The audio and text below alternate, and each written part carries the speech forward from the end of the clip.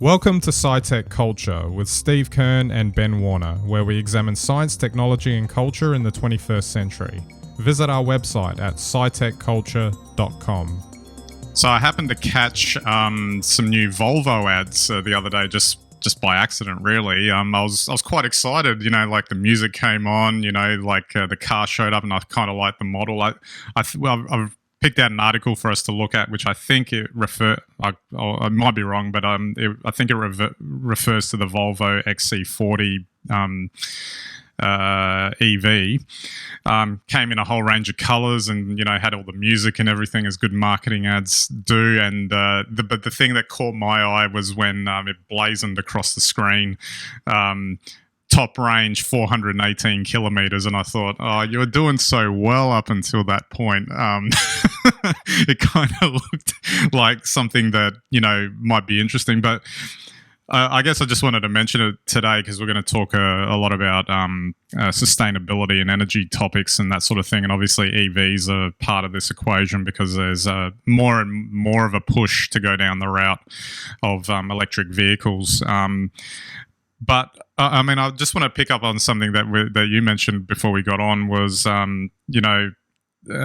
418 kilometer range might be good in, I don't know, Northern Europe somewhere, but in Australia, where it can be 900 kilometers at minimum between, capital cities, for instance, doing the kind of cross-country drive still isn't really practical with a car like this, even though, maybe the potential's there at some stage that it might be.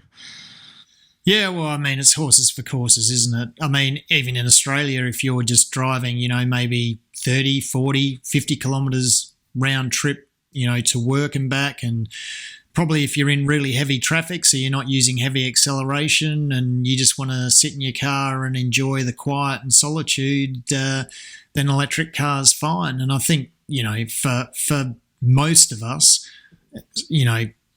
a 418 kilometre range sounds fine. But I guess the thing that is a little bit hard to stomach is if that's your only car and you suddenly want to go out for a day trip or leave early to go somewhere a long way, you're going to want to charge up maybe while you're out, and of course the charging isn't that fast. So petrol is still your best bang for the buck.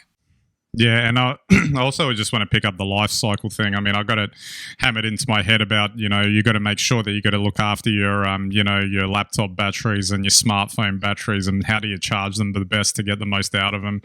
You would think, obviously, in a battery-powered car that that would last a bit longer than, say, your average smartphone would, but I guess they haven't really been tested in terms of that sort of longevity. And like you mentioned before we got on, what happens with, what happens if something goes wrong with the battery? You have to get it replaced. How much is it going to cost? All those kinds of issues. Well, that's right. Smartphones, we know, typically the batteries are good for 3 or 4 years if it's a good quality phone. Laptops, 10 years, but even, with a good product like Apple, your battery life after 6 or 7 years starts to really decline. And by 10 years, you might get, only a couple of hours out of that battery, which is still fantastic for a laptop. But the reality is that if that starts happening in your car, you're going to be disappointed.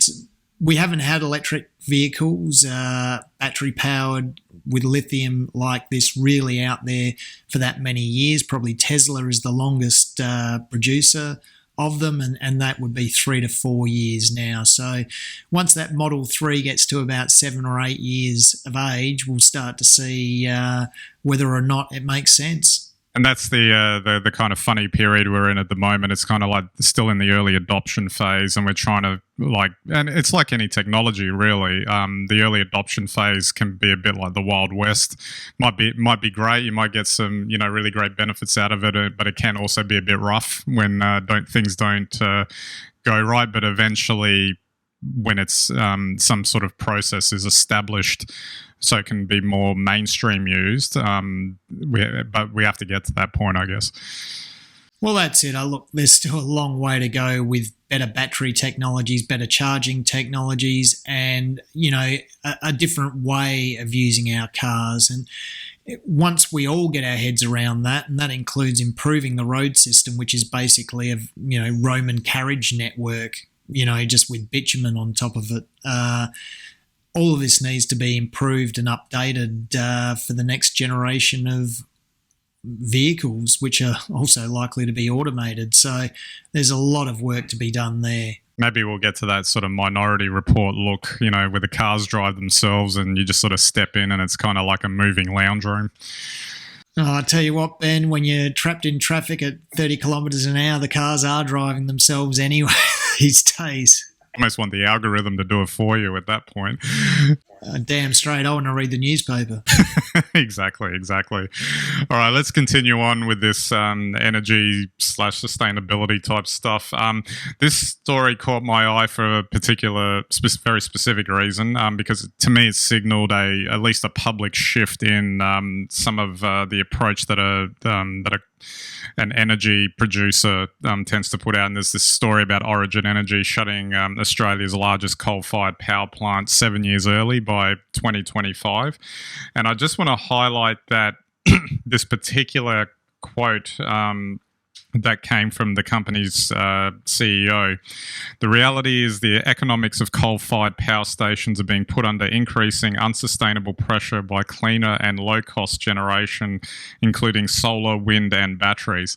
Now, I listened to that and I was bemused because I thought, with all the hoopla that was going on about baseload power, making sure that the coal industry, that's the backbone of everything. That's what makes everything go. To hear that as the reasoning, I mean, it makes sense, obviously, because that's the progression of a market when it's shifting. But to hear it coming from the company's CEO in such a public forum like that, I thought was significant, but also somewhat ironic, because it seemed like renewables were being like sort of not written off, but sort of tarnished with this.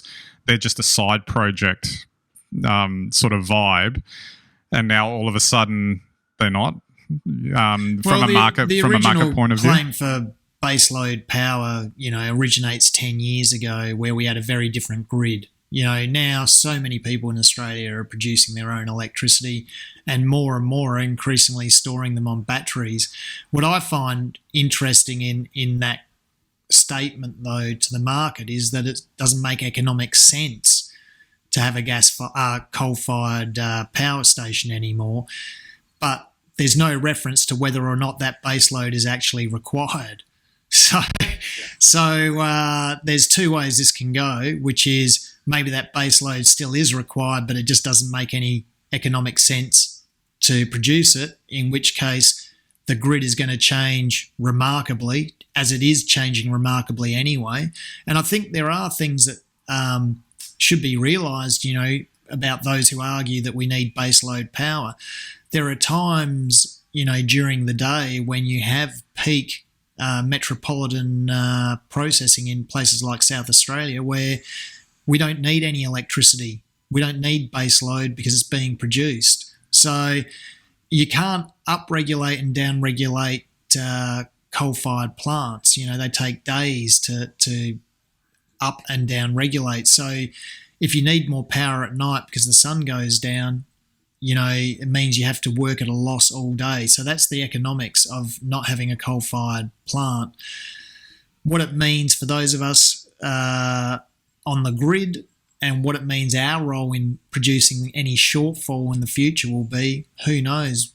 A very exciting experiment, I guess. Indeed. I mean, I still thought it was significant for it to be worded in that way, particularly because it's the first time I've noticed, so I'll put that qualification that I've noticed. There could have been other instances of it where it was put in terms of the market and the impact and what makes sense, as opposed to being an aspiration or whatever, as in the past.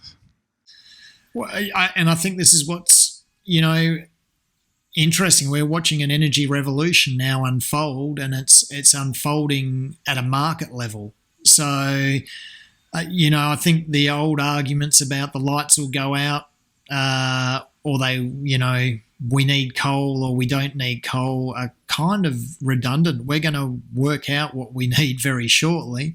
It might be a rocky road, or it might be a smooth transition. Nobody can say, but the one thing that's sure is coal's days are numbered, and we're going to see a whole new way of energy production and consumption, supply and demand in the future.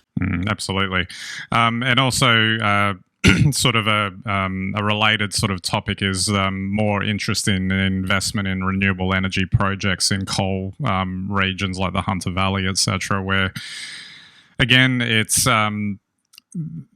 like I wouldn't say you couldn't say it's picked up pace, but it feels like there's more attention and energy being driven into it, because now it's suddenly become a market-driven thing that makes sense for people making money from it. And also, I guess there's a political angle to it, because you don't want all these workers that are working in coal-fired power stations out on their ass getting angry at the fact that they lost their job and they couldn't be sort of retrained to work in a new environment. So there's a lot of factors going on there.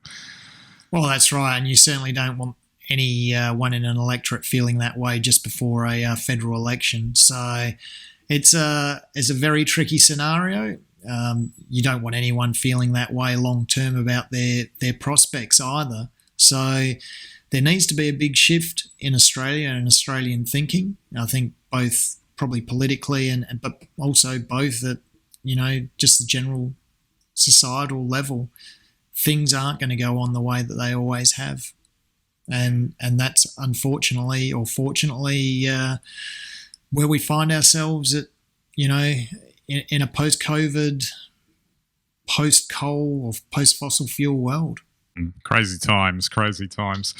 And obviously just our last energy topic for today, and I think we've talked about fusion before, but I thought it was just interesting, this sort of new story that came out about that coming out of the UK. European scientists taking a significant step closer to mastering, a technology that could potentially allow for the harnessing of nuclear fusion. But you've already explained previously how difficult that potentially is. But it sounds like they were able to sustain it for 5 seconds, I think, based on what I saw in that article. So I guess it's like baby steps towards this. But if you're you're effectively trying to replicate what's happening in the sun. That's not exactly an easy technical challenge to overcome. But what's exciting about this is that they managed to predict, I think, the way the fusion reaction would go. And they're currently building a full-scale fusion reactor in Europe. And so this is done sort of in a test reactor. And what's exciting about it is the reaction went the way they predicted, which means that the science behind this is obviously on the right track for now. So, if we do get there and we can produce fusion, and if it takes us 50 years, if it takes us 100 years to get there, it will be worth it. If it takes us 200 years to get there, it'll be worth it. So we're obviously starting off on the right foot, and if we're lucky, maybe it'll take us 10. But this is a huge step forward, and this is the sort of technology that really will change the world and humanity. Well, I mean, it kind of blows your mind, say if humans were able to harness this, because if you think of everything as like supply and demand, and there are limits on what's available, etc. If you potentially get an unlimited power source, which is what this potentially would end up being, that would literally just change everything of how we would do things, because because then if it's unlimited and always available, then how does supply and demand work in that particular scenario? If we can crack that and we can harness the energy of fusion, then we're going straight to a Star Trek world. Well, sign me up then. Sounds like it'll be better than some of the new shows that they're putting out anyway. Absolutely. All right, Steve, I might wrap it up there. A lot of interesting stuff going on as we go forward. I have a feeling like we're going through a bit of a shift now compared to, even in like a decade ago or something like that. And it'll just be interesting to see how things go forward in these areas. Yeah, look, there'll be big changes either way. I think ultimately they'll be for the better, but that doesn't mean that it's a smooth ride to the better world. Absolutely. All right. Well, we hope you enjoyed this episode. You can read and watch more science, technology, and culture that we produce on our website at SciTechCulture.com. And I hope you can like and subscribe our various channels on there. There's various bits and pieces that you can see us on YouTube, Vimeo, etc., etc. Okay, so that's it for this episode. We'll catch you next time.